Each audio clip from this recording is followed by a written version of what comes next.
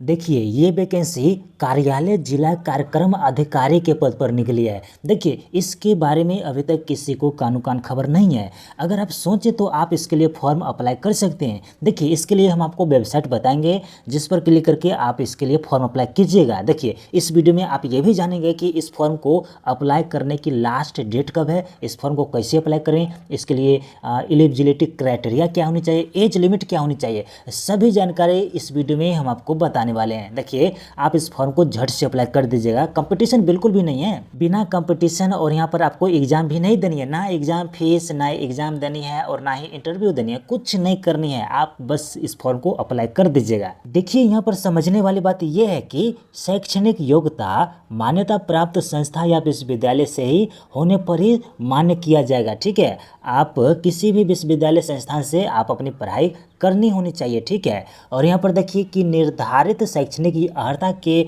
दस्तावेज आवेदन पत्र जमा करने की अंतिम तिथि तक, किधर गया, तिथि तक आवश्यक रूप से आवेदन के साथ संलग्न होना चाहिए। ठीक है, अन्यथा आवेदन मान्य नहीं किया जाएगा। इसका क्या मतलब, देखिए जब आप इस फॉर्म को अप्लाई करेंगे तब उस टाइम पे आपको जितने भी आपके पास जितने भी डॉक्यूमेंट्स होगी एजुकेशनल क्वालिफिकेशन की, सभी डॉक्यूमेंट्स आपको अपलोड करनी है। और यहाँ पर देखिए एज लिमिट के बारे में क्या क्या सब लिखा गया है कि सभी पदों हेतु अभ्यर्थी की आयु 1 जनवरी 2025 को मिनिमम एज 21 वर्ष होनी चाहिए। ठीक है, और यहाँ पर मैक्सिमम एज 35 वर्ष रखा गया। ये देखिए ये 35 वर्ष अनरिजर्व वालों के लिए। अगर आप SC/ST OBC आरक्षित कोटि के कैंडिडेट होंगे तो फिर आपको यहाँ पर घबराने की ज़रूरत नहीं है। वैसे आपकी एज 35 वर्ष नहीं हुई है, मुझे पता है, हो भी गई है तो कोई बात नहीं। यहाँ पर अधिकतम उम्र 45 वर्ष कर दिया गया। ठीक है, 45 वर्ष के बच्चे भी इस फॉर्म को अप्लाई कर सकते हैं। और सबसे बड़ी बात देखिए, आयु के प्रमाणन के लिए जन्म प्रमाण पत्र या फिर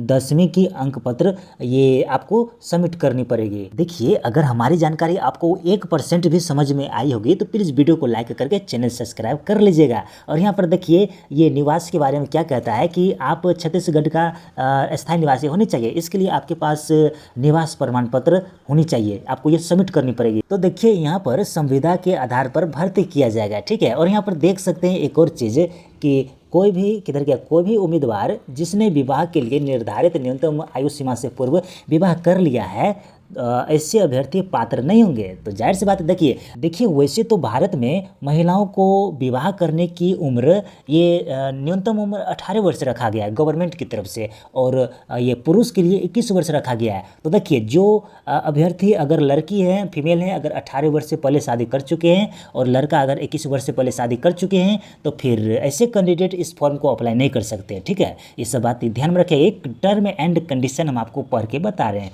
और यहाँ पर देखिए अनुभव के संबंध में क्या दिशा निर्देश लिखा गया है, आप इसे पढ़ सकते हैं। देखिए अगर हम आपको पढ़ के बताएंगे तो फिर रात हो जाएगी, वैसे आप इसे देखिएगा, आराम से पढ़िएगा। ठीक है, वैसे हम आपको ये स्क्रीन नीचे करके दिखा दे रहे हैं। और यहाँ पर देखिए सबसे बड़ी बात है अंकीय प्रणाली। अब इसका क्या मतलब, तो देखिए निर्धारित मापदंडों के आधार पर प्राप्त आवेदनों के आधार पर अभ्यर्थियों का प्रावीण्य सूची अंकीय प्रणाली के आधार पर तैयार किया जाएगा। ठीक है, और मूल्यांकन हेतु अंकों की गणना निम्न प्रकार की जाएगी।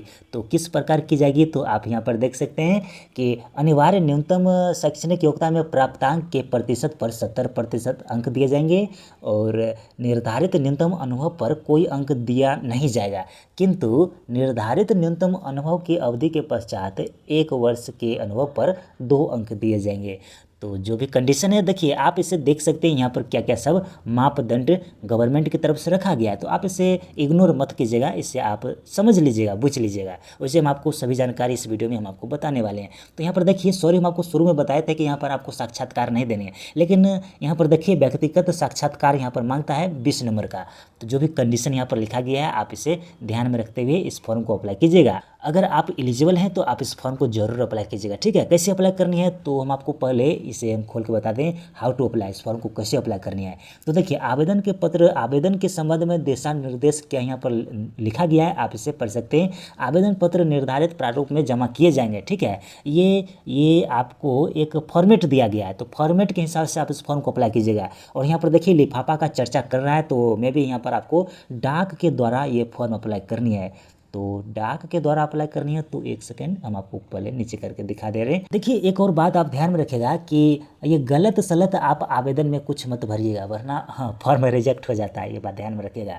और चलिए जानते हैं इस फॉर्म। देखिए यहाँ पर लिखा गया है कि आप डाक या स्पीड पोस्ट के द्वारा आप इस फॉर्म को अप्लाई करेंगे। ये आपको ऑनलाइन एप्लीकेशन सबमिट नहीं करनी है, यहाँ पर कोई वेबसाइट नहीं दिया गया है।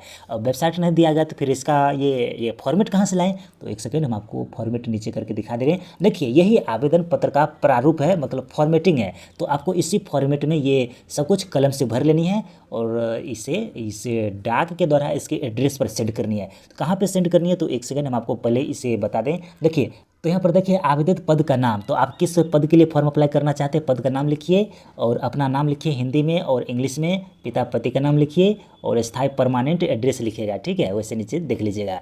पत्र व्यवहार का पता मतलब कॉरेस्पॉन्डेंस एड्रेस और परमानेंट एड्रेस ये सब लिखिएगा और ईमेल आईडी लिखिए और जन्म तिथि लिखिए, अंक में लिखिए, फिर शब्द में लिखिए। तो सब कुछ इससे आप भर लीजिएगा। अब चलिए जानते हैं इसे कहाँ पे आपको ये सबमिट करनी है। देखिए अनिवार्य संलग्नों की सूची, जितने क्वालिफिकेशन आपके पास है वो सभी क्वालिफिकेशन इसके हिसाब से आप अटैच कर दीजिएगा, ठीक है। और यहाँ पर ये डिक्लेरेशन है तो आप इसे भरिएगा, हस्ताक्षर भी कीजिएगा और स्थान और दिनांक भी लिख दीजिएगा।